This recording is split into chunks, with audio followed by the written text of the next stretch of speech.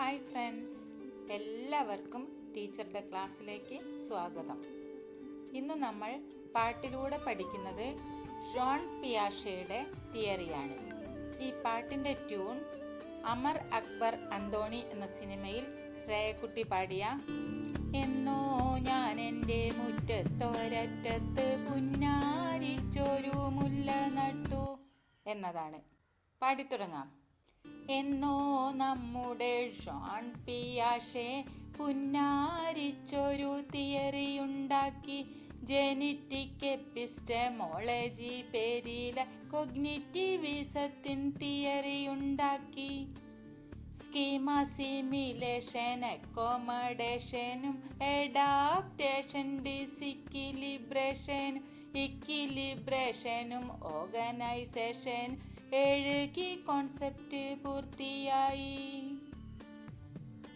Cognitive development stages 4. Sensory മോട്ടോറും pre ഓപ്പറേഷനിൽ 2 phase, pre കോൺസെപ്ച്വലും ഇൻറ്റ്യൂറ്റീവ് ഫേസ്. 3-ാം സ്റ്റേജാണ് കോൺക്രീറ്റ് ഓപ്പറേഷൻ, 4-ാമത്തേത് ഫോർമലുമാണ്. സ്റ്റേജ് 4-ൻ്റെയും ക്യാരക്ടറിസ്റ്റിക്സ് നന്നായി അങ്ങു പഠിച്ചിടണേ. നമുക്ക് തിയറി നോക്കാം. കൺസ്ട്രക്റ്റിവിസത്തിൻ്റെ അഥവാ ജ്ഞാനനിർമ്മിതിവാദത്തിൻ്റെ ഉപജ്ഞാതാവാണ് ജോൺ പിയാഷെ. ഇംഗ്ലീഷിൽ സ്പെല്ലിംഗ് JEANPIAGET. അതുകൊണ്ട് പലരും ജീൻ പിയാഗറ്റ് എന്നൊക്കെ പ്രൊനൗൺസ് ചെയ്ത് കാണാറുണ്ട്. ശരിയായി പ്രൊനൗൺസ് ചെയ്യേണ്ടത് ജോൺ പിയാഷെ എന്നാണ്. ഴാങ് എന്ന് ചില മലയാളം ബുക്കുകളിലൊക്കെ എഴുതി കാണുന്നുണ്ട്. അദ്ദേഹം ഒരു സ്വിസ് ബയോളജിസ്റ്റ് ആയിരുന്നു. പിയാഷെ തൻ്റെ തിയറിക്ക് പറയുന്ന പേര് ജെനറ്റിക് എപ്പിസ്റ്റമോളജി എന്നാണ്. Genetic epistemology. ഈ തിയറി കോഗ്നിറ്റീവ് ഡെവലപ്മെന്റ് തിയറി അഥവാ ഇന്റലക്ച്വൽ ഡെവലപ്മെന്റ് തിയറി എന്നും അറിയപ്പെടുന്നു. കൺസ്ട്രക്റ്റിവിസ്റ്റ് അപ്രോച്ചിലെ ഒരു പ്രധാനപ്പെട്ട തിയറിയാണിത്. കീ കോൺസെപ്റ്റുകൾ അഥവാ പ്രധാന ആശയങ്ങൾ 7 എണ്ണമാണ്. 1 സ്കീമ, 2 അസിമിലേഷൻ അല്ലെങ്കിൽ സ്വാംശീകരണം, അക്കോമഡേഷൻ അഥവാ സംസ്ഥാപനം ഓർ അധിനിവേശനം, 4 അഡാപ്റ്റേഷൻ അനുരൂപീകരണം, 5 ഡിസിക്വിലിബ്രേഷൻ അസന്തുലിതാവസ്ഥ, 6 ഇക്വിലിബ്രേഷൻ അതായത് സന്തുലിതാവസ്ഥ, ഓർഗനൈസേഷൻ അഥവാ സംയോജനം. ഇതാണ്. ഇനി ഓരോന്ന് വീതം നമുക്ക് നോക്കാം. 1-ാമത്തെ കോൺസെപ്റ്റ് അല്ലെങ്കിൽ ഏറ്റവും പ്രധാനപ്പെട്ട കോൺസെപ്റ്റ് പിയാഷെയുടേത് സ്കീമയാണ്. Schema is the basic unit of cognitive structure. വൈജ്ഞാനിക ഘടനയുടെ അടിസ്ഥാന ഏകകം എന്ന് പറയുന്നത് തന്നെ സ്കീമയാണ്. It contains bits of knowledge, അതായത് അറിവിൻ്റെ ശകലങ്ങളാണ് ഇതിലുള്ളത്.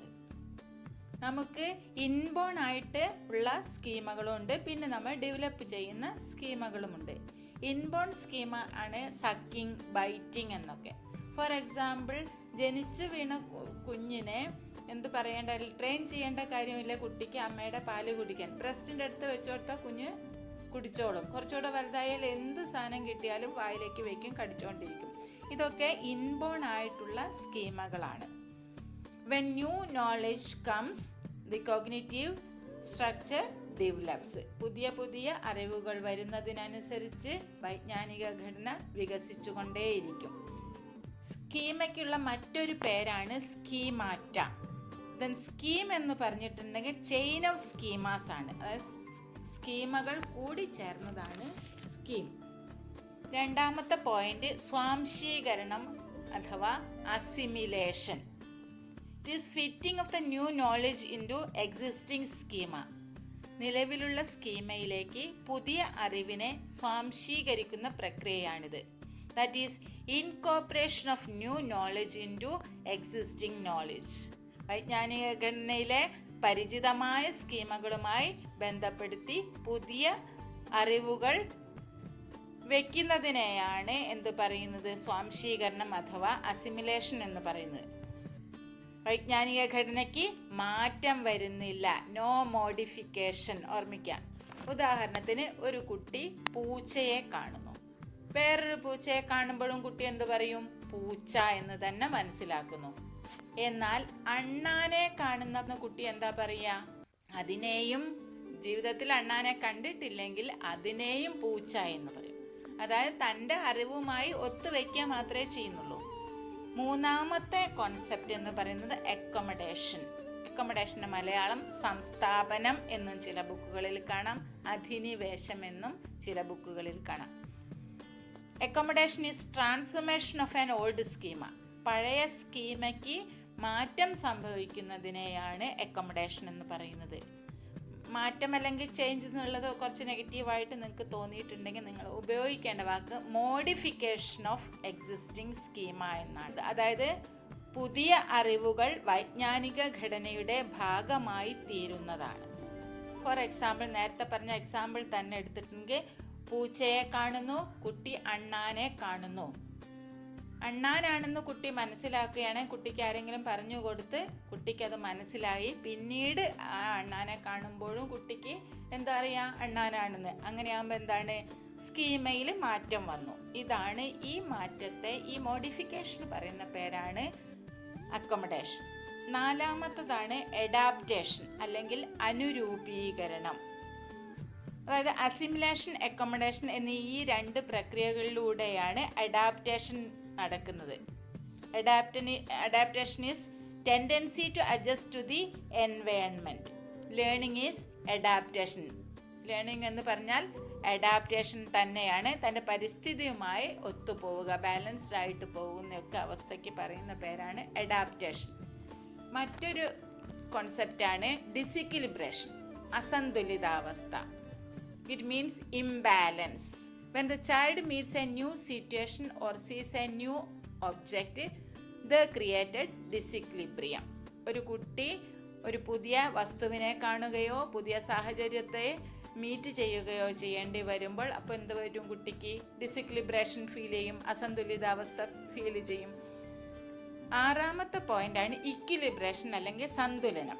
It means balance. It is a harmonious relationship between the organism and the environment. Organism എന്ന് പറഞ്ഞാൽ പേഴ്സൺ, അതായത് വ്യക്തിയും എൻവയൺമെൻറ്റുമായിട്ടുള്ള ഹാർമോണിയസ് റിലേഷൻഷിപ്പ്, താളാത്മകമായ ബന്ധത്തെയാണ് എന്തു പറയുന്നത്? ഈ ഇക്വിലിബ്രേഷൻ എന്ന് പറയുന്നത്. തുലനാവസ്ഥ എന്ന് മലയാളത്തിൽ. ഏഴാമത്തെ കോൺസെപ്റ്റ് ഓർഗനൈസേഷൻ എന്നാണ്. സംയോജനം Malayalam. It defines how experiences are related to each other. അറിവുകളെ പരസ്പരം ബന്ധിപ്പിക്കുന്ന പ്രക്രിയയാണിത്. That is organising experiences. Grouping items into categories എന്നൊക്കെ നമുക്ക് വേണമെങ്കിൽ പറയാം. ബൈ പ്രൊഫഷൻ പിയാഷെ ഒരു ബയോളജിസ്റ്റ് ആയിരുന്നു. സൈക്കോളജിസ്റ്റാണ് ശരിയായി. പ്രൊഫഷൻ എന്ന് പറയുന്ന അദ്ദേഹം ഒരു ബയോളജിസ്റ്റ് ആയിരുന്നു. അതുകൊണ്ട് തന്നെ അത്തരത്തിലുള്ള പരീക്ഷണങ്ങളൊക്കെ നടത്തിയതാണ് എന്തിലേക്ക് വഴിതെളിച്ചത്? ഇൻ്റലക്ച്വൽ ഡെവലപ്മെൻറ്റ് പരീക്ഷണത്തിലേക്കും അതിൻ്റേതായിട്ടുള്ള തിയറികൾ ഉണ്ടാക്കുവാനും സഹായിച്ചിട്ടുള്ളത്. നമ്മൾ പറഞ്ഞിട്ടുള്ള കോൺസെപ്റ്റൊക്കെ ഇല്ലേ, അത് നമുക്ക് ഒരു എക്സാമ്പിൾ വെച്ച് പറഞ്ഞാൽ നിങ്ങൾക്ക് കൃത്യമായിട്ട് മനസ്സിലാവും. അതായത് കുഞ്ഞ് ജനിച്ചപ്പോൾ കുഞ്ഞ് എന്ത് കഴിക്കുന്നു? ഇൻബോൺ ആയിട്ടുള്ള സ്കീമയായിട്ടുള്ള അമ്മയുടെ പാല് കുടിക്കുന്നുണ്ട്. കുഞ്ഞ് പാല് കുടിക്കുന്നു, അസ്വസ്ഥതയൊന്നുമില്ല. അതായത് ഇൻബോൺ ആയിട്ടുള്ള ഒരു സ്കീമയാണ്, അത് ഓൾറെഡി ഉള്ളതാണ്, അതുകൊണ്ടൊന്നും ഒരു കുഴപ്പമില്ല. ഇനി കുട്ടിക്ക് ഒരു 27-28 ഒക്കെ വയസ്സായാൽ നമ്മൾ ഒരു ചടങ്ങ് വയ്ക്കും, പാലുകുടി എന്നൊരു ചടങ്ങുണ്ട്. അപ്പോൾ എന്ത് ചെയ്യും? എല്ലാവരും വന്നിട്ട് പാലൊക്കെ കുഞ്ഞിന് കൊടുക്കും. കുഞ്ഞന്ന് കിടന്നുറങ്ങേയില്ല. കാരണം കുട്ടിക്ക് തീരെ പരിചയമില്ലാത്തൊരു സാധനമാണ് ശരീരത്തിലേക്ക് വരുന്നത്. അപ്പോൾ ചിലപ്പോൾ എന്താവും? ഛർദ്ദിക്കും, അല്ലെങ്കിൽ ഡിഫിക്കേഷൻ, ലൂസ് മോഷൻ ഒക്കെ ഉണ്ടാവുകയും ചെയ്യുന്നു. അങ്ങനെ വരുമ്പോൾ എന്താവുന്നു? അതിനെയാണ് നമ്മൾ ഡിസിക്വിലിബ്രേഷൻ എന്ന് പറയുന്നത്. പിന്നീട് കുറേ ദിവസം ഇതേ സാധനം തന്നെ കൊടുത്ത് റെഡി ആയിട്ട് എന്തായി? അത് ഈക്വിലിബ്രേഷനിലെത്തുന്നു. പിന്നീട് കുറച്ചുകൂടെ ആയതുകൊണ്ട് ഒരു 4 മാസമൊക്കെ ആയാൽ പിന്നെ അങ്കിറി എന്ന് പറയും, വേറെ കുറുക്ക് എന്നൊക്കെ പറയും അല്ലേ, ഇത് കൊടുക്കുന്നു. അത് ഒന്നും ലിക്വിഡല്ല, കുറച്ചുകൂടി ഒരു ടൈറ്റായിട്ട് കൊടുക്കുന്നു. സെർലാക്കോ ലാക്ടജനോ പോലുള്ള സാധനങ്ങളൊക്കെ കൊടുക്കുന്നു.